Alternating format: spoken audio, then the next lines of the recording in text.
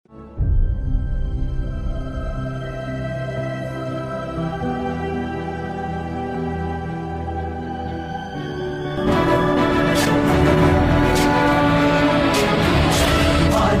गुण सागर जय कपी सती लोक उजागर जय हनुमान ज्ञान गुण सागर जय कपी सती।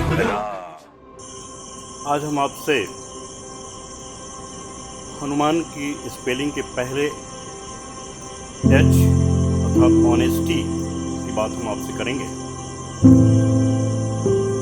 दुनिया में यदि हमें सफल होना है तो अपने व्यक्तित्व एवं कृतित्व में ईमानदारी रखनी होगी। हनुमान जी जिस तरह से अपनी कर्तव्यनिष्ठा के प्रति पूरी ईमानदारी से निर्वहन करते हैं, उसी तरह की ईमानदारी हमें भी अपने जीवन में अपनानी है। हनुमान जी किस तरह के ईमानदार हैं? राम दुआरे तुम रखवारे, होत न आज्ञा बिनु पैसारे। जब राम राज्य आ गया, राम का राज्याभिषेक हो गया, तो राम ने भरतलाल जी को बुलाया और कहा कि आप जितने मंत्रीगण हैं इनके दायित्वों का बंटवारा कर दो। भरतलाल जी ने राम की आज्ञा को मानकर मंत्रिमंडल का गठन किया।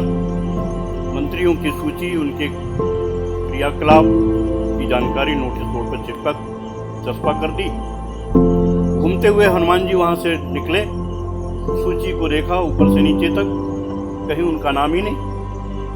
हनुमान जी को आश्चर्य हुआ कि मेरा नाम ही इसमें नहीं है। हनुमान जी ने पूछा लोगों से, भाई ये सूची किसने तैयार की है? लोगों ने बताया कि भरत जी ने की है।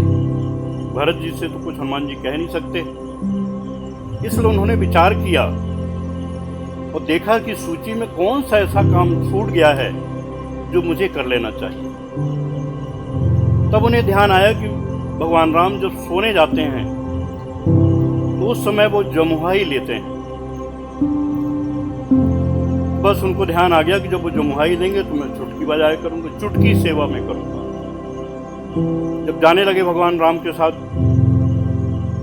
उनके महल में, रात के समय दरबानों ने रोक दिया हनुमान जी को। बोले कहाँ जा रहे हैं हनुमान जी? बोले अंदर जा रहा हूँ हम सेवा करने। बोले आपकी सेवा समाप्त हो गई, अब यहाँ पर जनक नंदिनी सीता के अलावा किसी का प्रवेश निषिद्ध है हनुमान जी। हनुमान जी ने कहा ठीक है। विचार किया, महल के पीछे जाकर चुपचाप बैठ गए और चुटकी बजाने लगे। उधर हनुमान जी चुटकी बजाते और इधर राम जी जमुहाई लेते। उधर चुटकी बजती, इधर जमुहाई होती। सीता जी परेशान कि आज इतनी जमुहाई क्यों आ रही, पूछने का वक्त ही नहीं है। पूछा तो उनको बताने का वक्त नहीं है। दौड़ी दौड़ी गई, कौशल्या माता को बुलवाया। कौशल्या आई, उन्होंने भी झाड़ फूक कुछ किया जो माताएं करती हैं। जमुहाई बंद होने का नाम ही नहीं ले रही। भरत जी को बुलाया गया, लक्ष्मण जी को बुलाया गया, शत्रुघ्न आए, सबने उपाय किया, माताएं सभी आ गई, सबने उपाय किए, लेकिन उनकी जमुहाई बंद होने का नाम नहीं ले रही। सब परेशान हो गए। गुरुदेव को बुलाया, क्योंकि जब जब अवध में कोई संकट आता है गुरुदेव को बुलाया जाता। वशिष्ठ जी आए, उन्होंने मंत्रोच्चार किया, कुछ अपनी प्रक्रियाएं करी, लेकिन जमुहाई रुकने का नाम नहीं ले रही। तब उन्हें ध्यान आया कि अरे वो हनुमान कहाँ हैं, संकट मोचक, उनको ढूंढो, उनको बुलाओ भाई। जब उनको ढूंढने गए तो कहीं मिल ही नहीं रहे। गली गली में तमाम देखा गया, पूरे अयोध्या में कहीं हनुमान जी मिल ही नहीं रहे। फिर जाकर किसी ने महल के पीछे देखा तो वो अपना चुटकी बजाने में मस्त है। लोगों ने बोला हनुमान जी आप यहाँ चुटकी बजा रहे हैं, वहां राम के ऊपर विपदा आ गई है। अरे बोली विपदा आ गई है। दौड़े वहां से, दौड़कर जब आए राम के पास, जमुहाई बंद। गुरुदेव को आश्चर्य हुआ, हनुमान कहाँ थे तुम? हनुमान ने बताया कि मुझे अंदर जाने से रोक दिया, तो मैं पीछे जाकर अपनी चुटकी सेवा कर रहा था। बोले चुटकी सेवा? बोले हाँ, उनको भगवान को जब जमुहाई आती है तो मैं चुटकी बजाता हूँ। तो मैं देख नहीं रहा था, मैं तो चुटकी बजाने में मस्त था। अरे तब लोगों के समझ में आया, गुरुदेव के समझ में आ गया कि राम की सेवा के बिना हनुमान की सेवा के बिना राम नहीं रह सकते। और हनुमान के बिना राम नहीं रह सकते, हनुमान की सेवा किए बिना। देखिए यहाँ दो पक्ष आता है। यदि आपको सेवा करनी है, आपको अपनी जवाबदारियों का निर्वहन करना है, तो जवाबदारियां दी नहीं जाती, जवाबदारियां स्वयं ली जाती।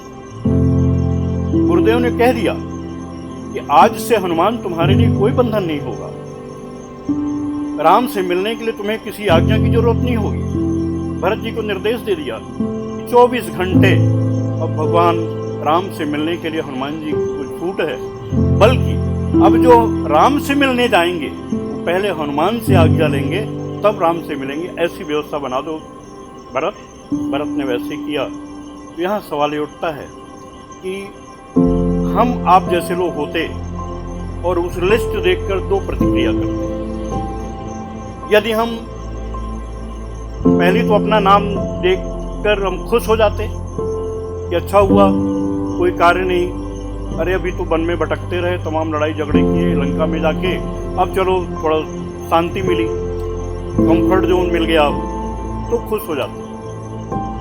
दूसरा पक्ष ये भी हो सकता था, एक प्रतिक्रिया ये हो सकती थी कि जब वन भटकना था, रावण के तमाम निशाचरों से लड़ना था, समुद्र में जाकर सीता की खोज करनी थी, जाकर संजीवनी बूटी दक्षिण भारत से जाकर उत्तर भारत से लेके आनी थी, तब तो हनुमान को याद किया जाता रहा। जब ये मलाईदार विभागों का बंटवारा हुआ तब हनुमान जी बोले, ये प्रतिक्रिया हो सकती थी। पर हनुमान जी ने दो में से कोई भी प्रतिक्रिया न करते हुए उन्होंने अपनी जवाबदारी स्वयं ली। ये हमको सीखना चाहिए। यदि हमको जवाबदारी की प्रतीक्षा मत करते रहो, जब लोग देंगे जवाबदारी तब हम लेंगे, नहीं तो हम आराम करते रहेंगे। यदि आप ईमानदार व्यक्ति हैं, ईमानदारी से अपनी जवाबदारियों का निर्वहन करना चाहते हैं, तो आप जवाबदारियों को ढूंढ लो, ले लो। जवाबदारियां कहीं से आएंगी नहीं, उनको आपको स्वयं लेना होगा। और हनुमान जी की तरह जवाबदारियों का निर्वहन पूर्ण ईमानदारी और निष्ठा के साथ यदि आप करेंगे तो निश्चित मान के चलिए सफलता आपके चरणों में लौटेगी। और इन्हीं शब्दों के साथ वाणी को विराम देता हूँ। जय हनुमान, जय श्री राम।